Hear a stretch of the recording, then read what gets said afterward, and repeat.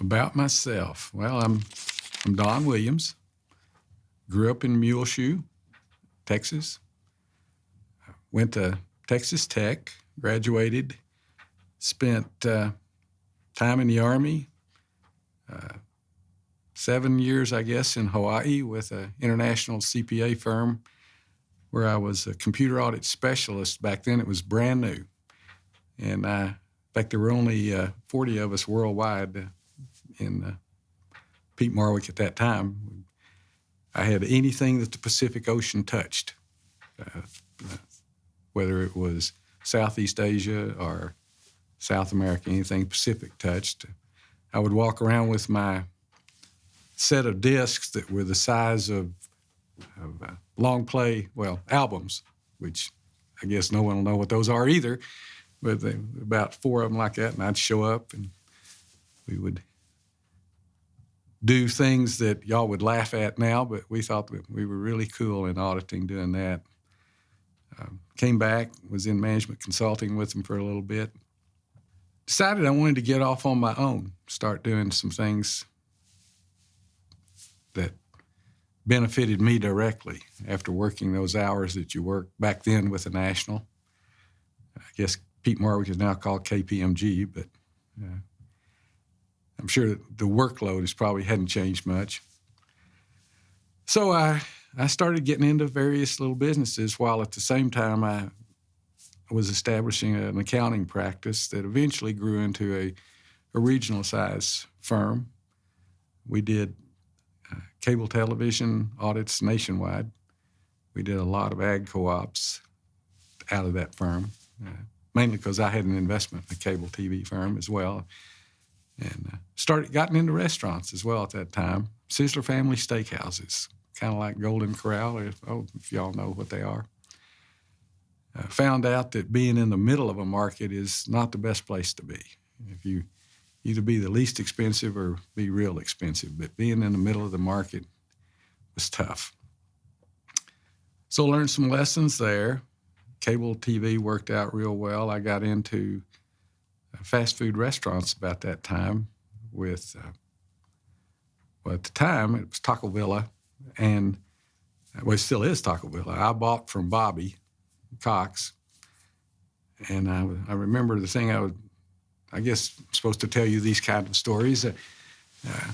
I go into Bobby, and it was a pretty good-sized check. It was pretty near everything I'd made out of the cable companies. I said, Bobby, what are you going to do with this? He said, well, I have this idea. It's between fast food and full service. Well, it was roses.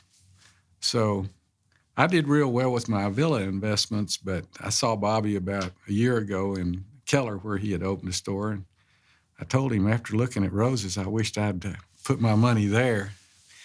So I haven't hit a home run on all of them for sure. Roses would have really been a good one. Bobby's done a fantastic job. He's a fantastic man. And then, I've gotten into a number of other things. I have a farm, some farms, some ranches, some medical office buildings. I have an independent living facility where we call it gracious retired living. And then the thing I'm doing now is T2Go, or T Energy, if you want to call it. Really excited about that. I'm the franchisor now for it. Ended up buying it out of from a different guy. And we're growing it. One time Starbucks only had 16 stores too. We'll see. But we've done it from one store, so that's good. That's the business side of life. The other side of life, well, I'm married. I have 4 children.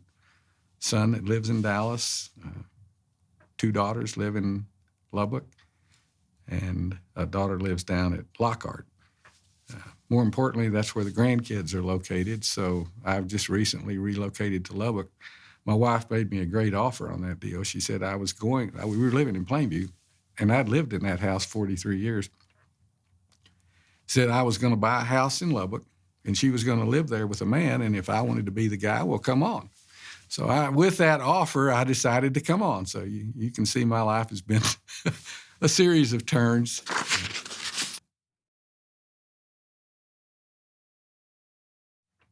You know, you really can't run those two differently.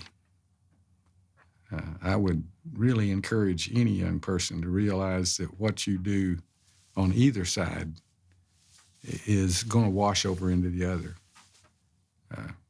And at its core, you've got to operate off of truth. And that's something that's of late become rather relative to a lot of people. But at the end of the day, truth really isn't relative. And if you are honest with yourself, there are, some people believe that there are not strictures that would guide conduct, that it's your decision on what your strictures are. That doesn't work out very well, because the other person, if you grant them that same right in your personal life or in your business life, is going to come up with entirely different strictures. Well, who gets the rule? Well, it's whoever's loudest. That's not a great formula. I was really blessed with good parents, truly blessed with good parents. And I don't think you can overemphasize the role that parenting plays in a child's growth. That's a tough road to hoe if you don't have that. I still talk to my dad at times. You know, he's been dead 16 years, and I'll be out the ranch, and I'll do something mechanical, which would always shock him. And I'll find myself looking up going, "Dad, you see, I did that." He gave me a toolbox one time, and I opened it, and it was a credit card and a phone book. So I've learned a lot since then. He knew I wasn't very mechanical. But no, I don't think you can separate those two, or should.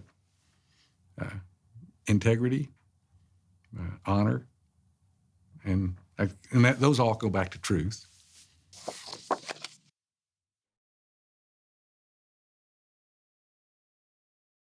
Amjad. You don't have to edit it. Oh, Amjad's he is one of the real positive guys in my experience with WT.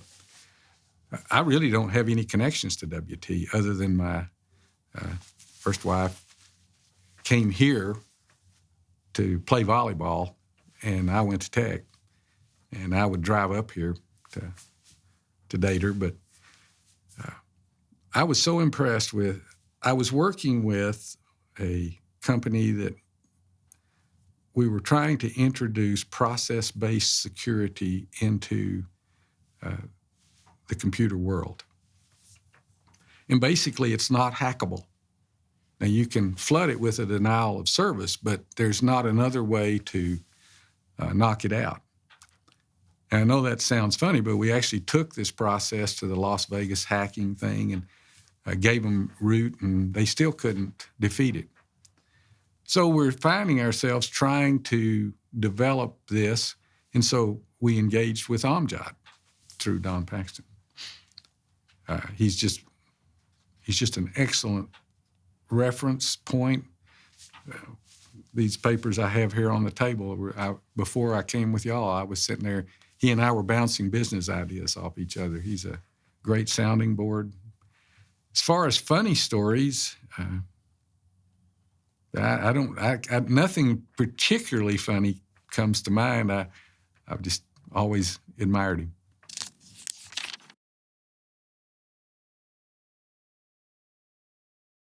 Well, as I said, it was when I was working with Sage, the process-based security company. We were selling it to different markets, the National Nuclear Facility there in Atlanta, trying to get cleared with the government for it because it is hacker-proof. But you have to rebuild all your legacy programs. That ended up being the flaw. And that's where Amjad became involved. Well, then Amjad brought us out here several times, and I met Neil, Dr. Terry. couldn't have been more impressed with both guys. School has been blessed that those men have stayed here. I'm surprised that, like in Dr. Terry's case, where he's a little more mobile, say, than Amjad is with his wife. And I should be saying Dr. Abdullah and stuff. I'm sorry, I apologize for that, but I know them as guys. That some other school hadn't come in and grabbed him or pulled him up farther up into the A&M system. Yeah. He's a good man and got a great vision. So that's how I got involved and have continued to be involved.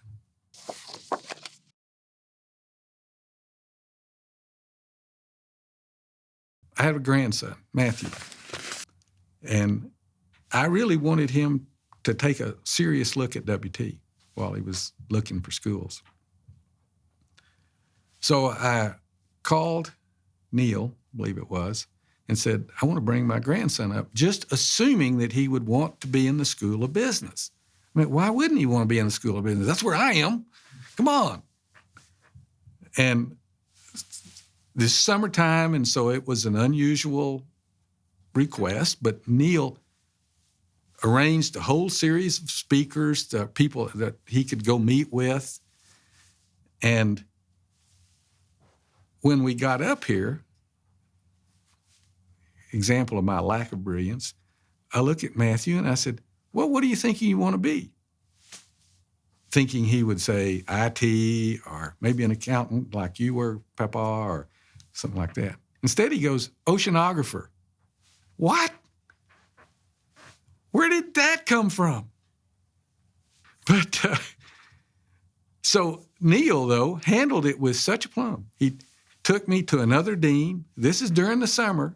We go into this dean's office, and that guy takes an hour with Matthew, walking him through what he could get here at WT and then how he'd have to transfer down to A&M Corpus Christi. And then I asked him to be very blunt with Matthew about what would the job outlook be. And he was. Well, as we're walking back, you were talking about Neil's family. Well, his wife, Ann, was walking through, Dr. Ann. And she comes running up and says hello because she knows me. And I introduced her to Matthew, and she said, oh, I have this great video of where we took the young people from the IT department to Germany. Let's go look at it. Well, Matthew saw that, and he just got so excited. Oh, yeah, that's what I want to do. And it, as you were saying, it struck me about the personal nature of the contacts here as opposed to institutional nature. One, Neil had taken the time to react, take me all the way over to another dean. That dean had taken an hour of his time, totally unscheduled, with a kid that obviously didn't know anything about oceanography, but had walked him through it with respect. We come back, here comes Ann personally up to say hello, and then takes interest enough to involve him. Man, you can't beat that. So, good choice for whoever picked here, I think.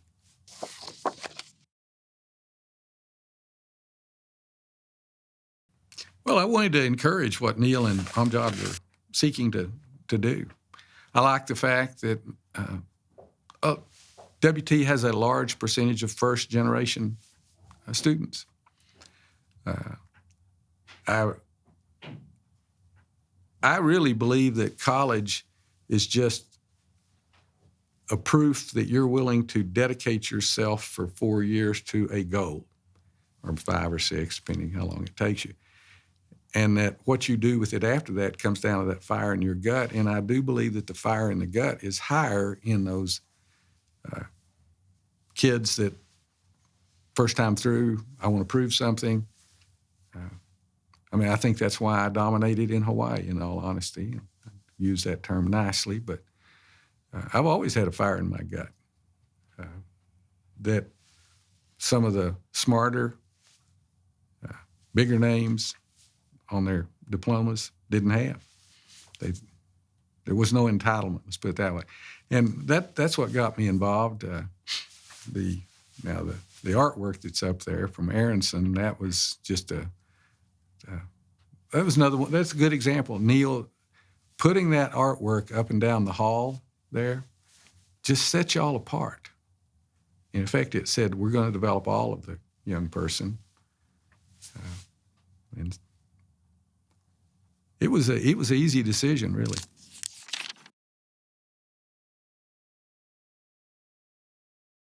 That was Amjad, and it was a need for an enhanced experience on the PCs. And we were right in the middle of developing the process-based security, and there was it was a big computer that we bought that would, for WT, I don't even remember what it did, but we could see an immediate impact. That was an easy call to say, hey, if you don't give people the tool, that's something I always thought in the villas. If you don't keep the equipment up, you can't expect the employees to meet production levels. It's just not fair. Well, the same way, if you don't give a student the tools that they're going to run into when they walk out, like my 10-key adding machine, if you're used to running the 10-key when you go out, you're going to move up out of the basement quicker. Well, in today's world, if you're used to working with higher quality equipment and you go out, you'll get out of the whatever the basement is in IT quicker. That was why that one.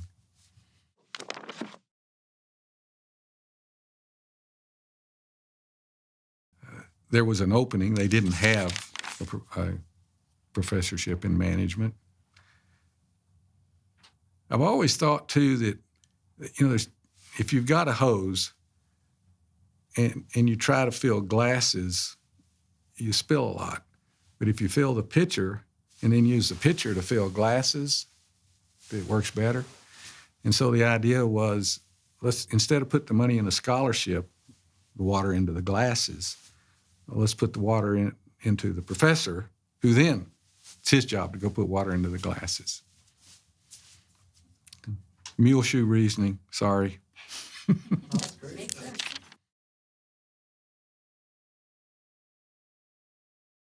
Well, I think I mentioned I'll retell. We've given one in my mom's name, Ruth Williams. A unique person. I couldn't be prouder of my mom. She went to a teaching school in New York, graduated, met my dad in the middle of the war. I'll divert just a little bit.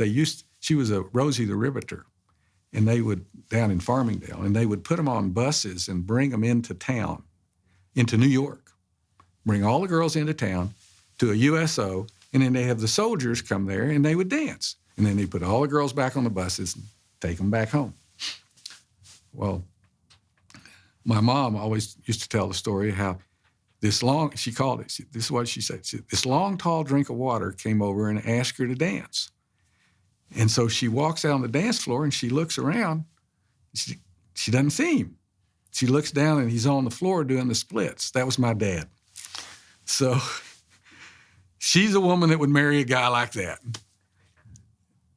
Well, when she got out here and she married him, it became apparent that she could be a teacher or she could be Alex Williams' wife, but that she couldn't be both. Now, today's world, they might throw rocks at that. Didn't bother Mom. She knew that she had to make a choice, and she made one. She never looked back. She never complained about coming from New York out to Muleshoe. She would talk about how, well, at least the land out here will grow things. Well, I thought, how neat if she had a scholarship in her name where she could feel that she had participated in education still, even though she had chosen that. Long story got you to why. And on that scholarship, I'll never forget, they have this convocation where your scholarship is given to someone or two, and then afterwards you have a photo op. and you're up there. Well, Mom had a trimmer, and we get her up on the stage finally, and she's up there kind of holding on to both girls. And the girls are trying to tell Mom how much they appreciate her scholarship, and Mom is trying to tell them how much she appreciates them taking her scholarship and how excited, because she'd read each one of their stories and everything.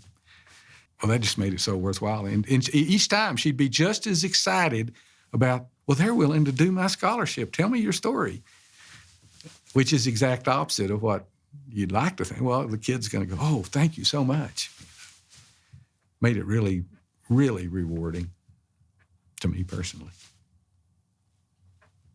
Well, I always like to read the letters. I really do. And one thing WT is really good about is getting a letter out. As the recipient, you'll probably think, oh, man, I got to write a letter to this person I don't even know. But it means a lot if you read it. And I've given scholarships, one for Wendell Blankenship, one for Pat Alvarez, where they write to them each time. But I've done other scholarships for trustees that were in the Joachim Foundation, where at other schools where they never get a letter. And it's just different. So I guess it's not a funny story, but it's just, I'd like to say to anybody that's thinking about it, how important I think it is that you take the time to write them. Tell them about yourself, because I read it. And Mom really read it.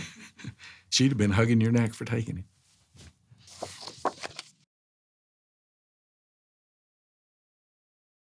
Whoa, you should have let me have that one ahead of time. Best piece of advice that wants to have an impact. Okay, I'll be a little philosophical and perhaps theological here, but you ask. We talked earlier, you can't split yourself, right? I think the biggest question that we're facing as a society right now is, what does it mean to be human? Were you created imago Dei, in the image of God? Are you just a random compression of carbon and energy and heat that just popped into existence? I mean, you have to decide. The single biggest decision that anybody out there will make in life is, which of those two are you? Because everything else flows from that. You look at the complexity of the human eye and the fact that we can love music. It's impossible for me to see how somebody thinks that we're just a random compression of carbons and time and space and that we're meaningless. If we were created imago Dei, we're told that we're created with a purpose. You need to seek that purpose. And the only way to seek it is to try to come into some kind of relationship where you understand that. You can't look at it both ways. But I'd say the first thing that they have to do is decide, what does it mean to be human? Out of that, you've got the questions I think that always come up to anybody. What's our origin? What's the meaning in life? Where did morality, are there moral principles? What's our destiny? All of those flow from which one you pick. If you think that there's evil in the world, well, the only way you could define evil is if there's good. Well, if there's good, there must be moral laws. If there's moral laws, there must be a moral lawgiver. You kind of worked yourself into a corner there, didn't you? I didn't mean to go so far, but I just don't think you can decide how to be impactful until you decide what kind of impact do you want to have. And if you think that we're just accidents, well, then Hitler and Mother Teresa have the same ultimate justice. None. I just don't think that. I just don't think Hitler was equal. You know, they both had impact. I mean, you should have warned me on that one. I kind of pulled that out of the. Anyway, that may not have Sometimes been. those are the best answers, though. The ones Okay. that just-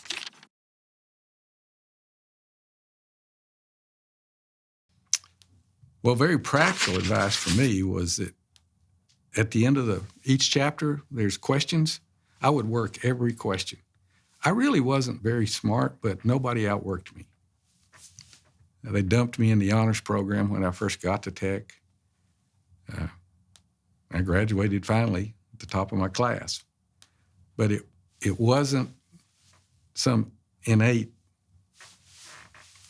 insight. It was just, I worked hard, you know. Plus, I didn't have any money to go out and, all these kids to go out and party. Well, I couldn't. I was working in the dorm lunchroom and throwing papers in the dorm. Try throwing the Fort Worth Star-Telegram in the dorm.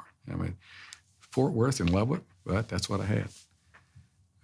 So I would say I would not underestimate how important it is to work hard. Just want to be honest with them. Because you're developing habits that then go into your job. As far as other things, sure, I think be involved in things. Get to meetings. If there's a meeting, get there 5 minutes early. Stay 5 minutes late. You'll end up in leadership. Don't be a member of something that you don't try to drive to be in the leadership.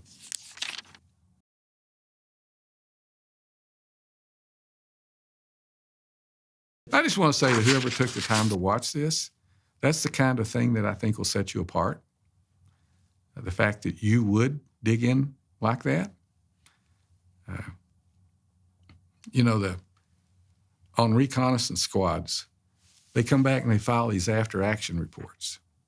And the guys that tended to live the longest were the guys that would take the time to go read other people's after-action reports to find out what tactics were used, what tactics were successful in getting you out. You know, how did the evac go? Did you have to go out on strings? Did you what? And somebody that would take the time to watch me, come see me. I want to hire you. That's the kind of drive that I was talking about. To do the things that others won't do. Remember, excellence is not something that just floats out in the sphere. You know what excellence really is? It's doing a whole lot of little things really well. Just a whole lot of little things that you do well, and then suddenly you have excellence. You know, if you're a quarterback, you take your steps back, you take the ball a certain way, you hold it a certain way, you tie your shoes. John Wooden was famous for, here we're going to learn how to tie our shoes in basketball. And somebody, whoever you are, if you've gotten this far, thumbs up. I hope it goes well. That's all I got.